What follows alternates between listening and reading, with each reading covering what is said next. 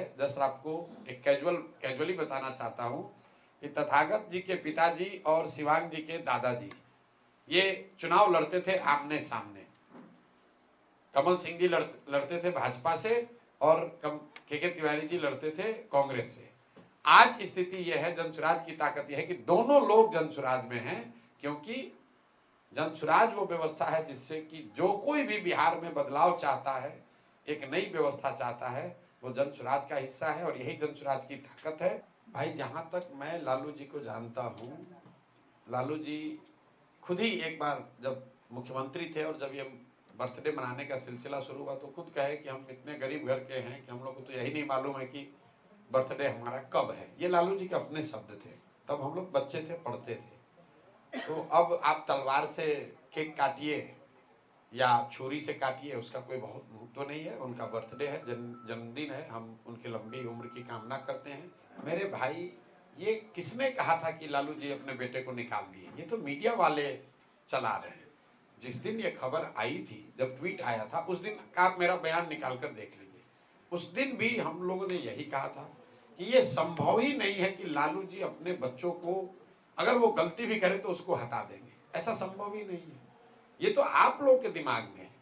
लालू जी अगर अपने बच्चों के गलती के लिए उनको हटाने लगे तब तो भैया पूरा सब, भाई इन्हीं के साले साधु यादव और सुभाष यादव ने 3, 4, 5 वर्षों में बिहार में पूरा जंगल राज कर दिया।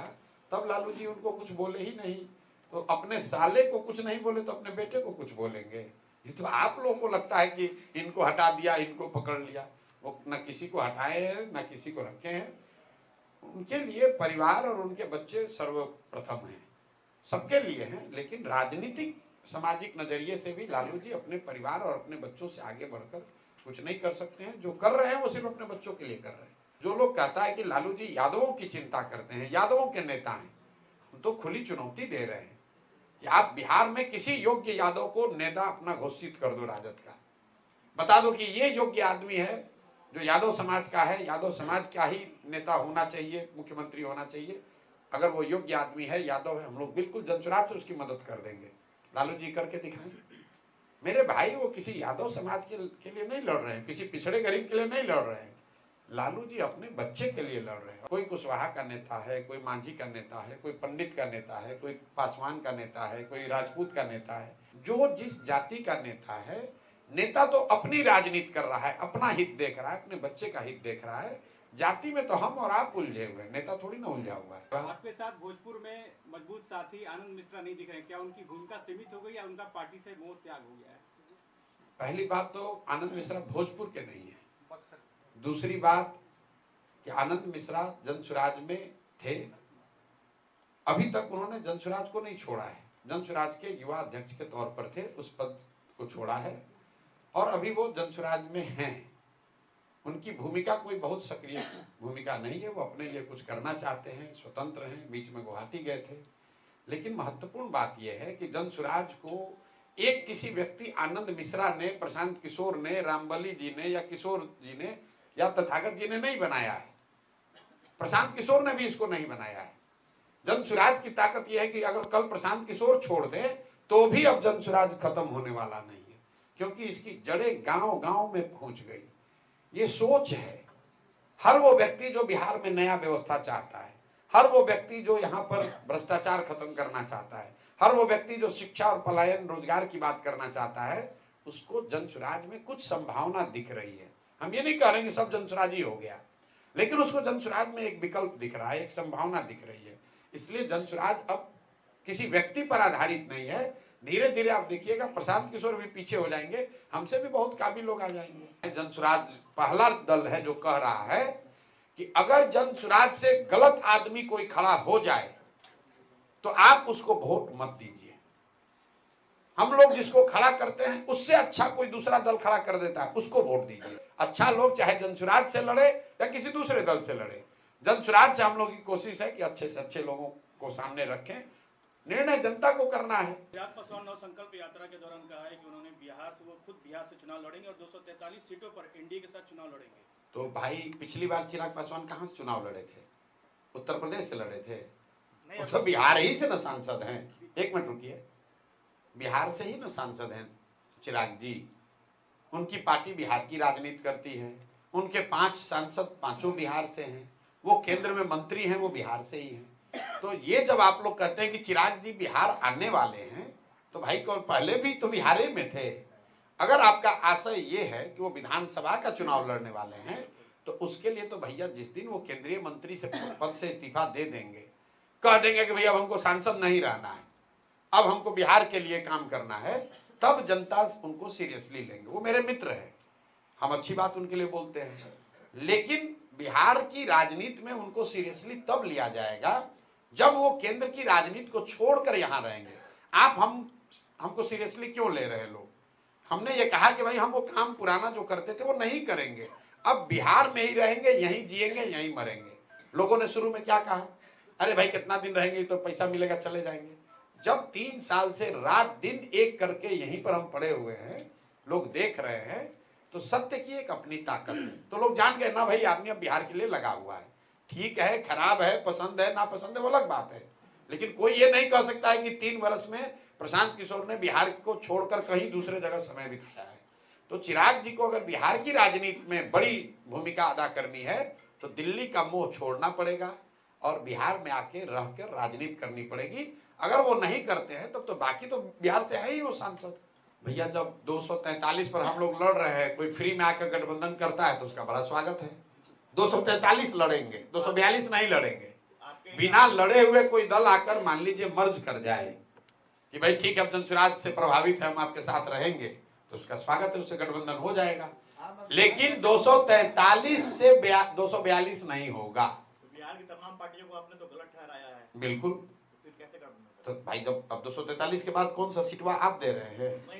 तो आप कोई सीट अगर आपके पास प्रपोजल है कि कोई दल बिना सीट लड़े हुए गठबंधन करना चाहता है तो उसको ले लेंगे अपने साथ। तो मतलब जनसुराज में मर्ज होगा जो भी अगर बिल्कुल, आपने ठीक समझ लिया कि जनसुराज में मर्ज हो जाइएगा तभी हमारे साथ चल सकते हैं, दूसरा कोई उपाय नहीं है, क्योंकि सीट अभी भी बिहार में 243 ही है और जनसुराज 243 लड़ेगा।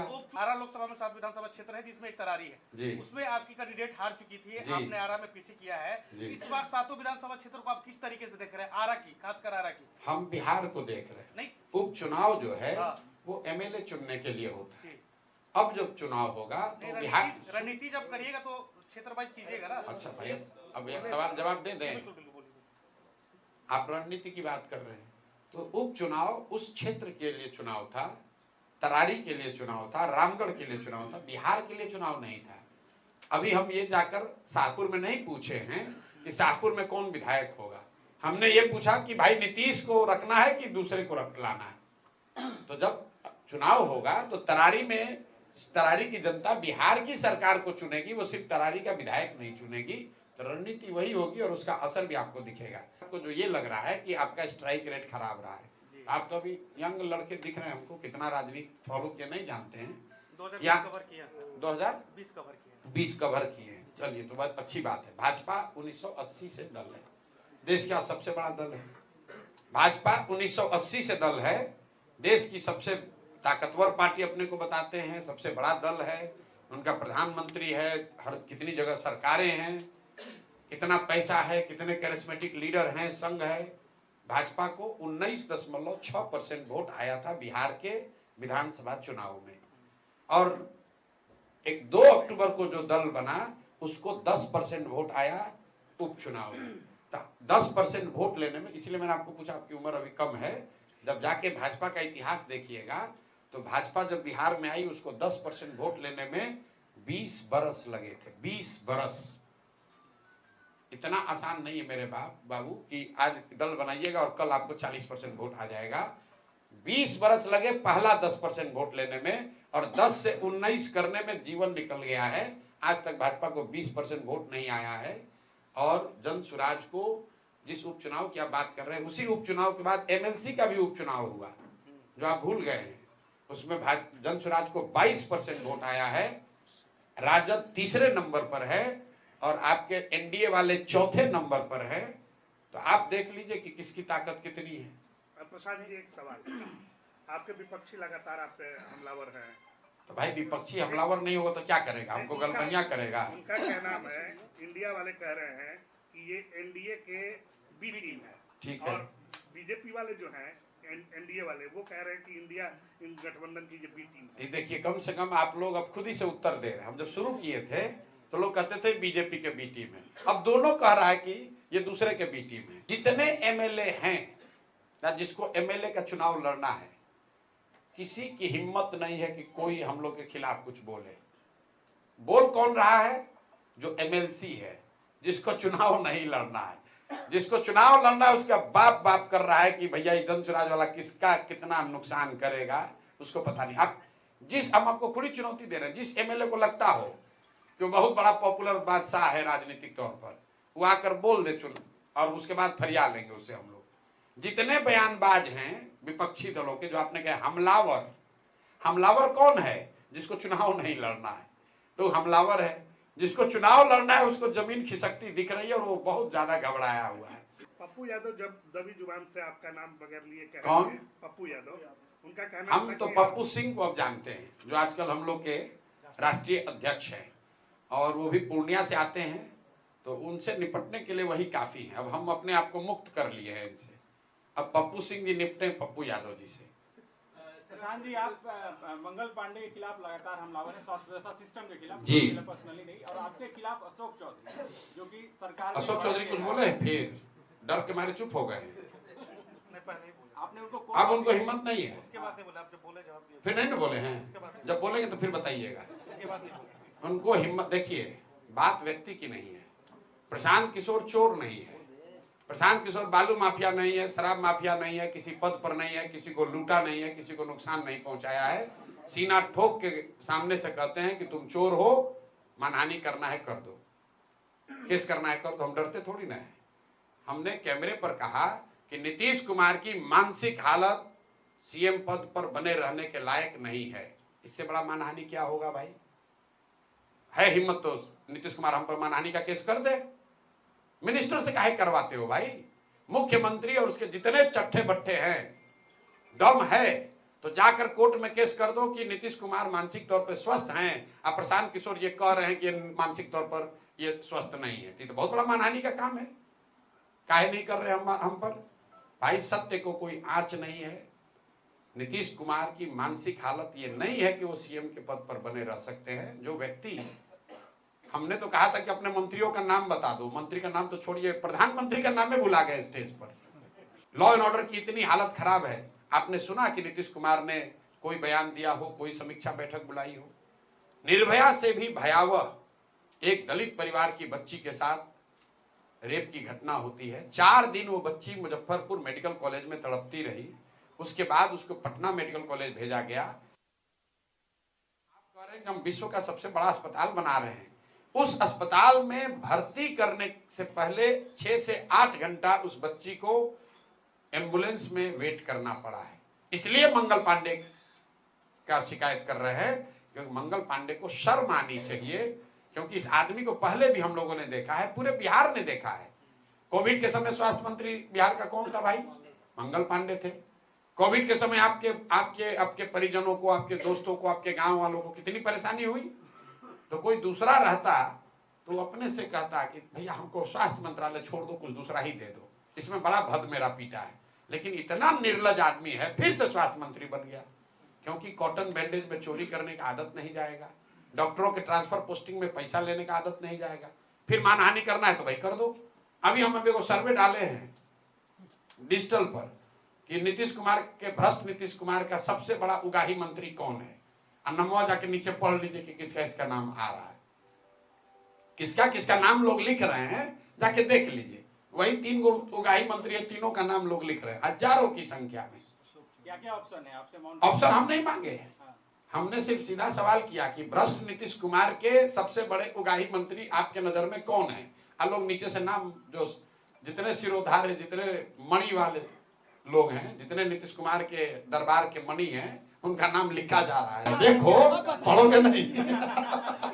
अरे पत्रकार लोग को भी आदत लग गया है कि प्रेस नोट भी आप पे बना के दे दीजिए, चला देंगे। 1943 में कितने सीट जनसुराज? अब आप बता दीजिए कितना सिख जन स्वराज, हमको तो नहीं मालूम है। अब बताइए, दुल्हा जो बैठा है घोड़ा पर, उससे आप पूछ रहे हैं कि बाराती में पीछे खाना शरबत चला कि नहीं चला। अरे भाई, हम लोग तो घोड़ा पर बैठे हैं, सब लोग हम लोग घोड़ा बैठे, हम लोग को तो सब अच्छे दिखेगा, सामने बारात अच्छे दिखेंगे।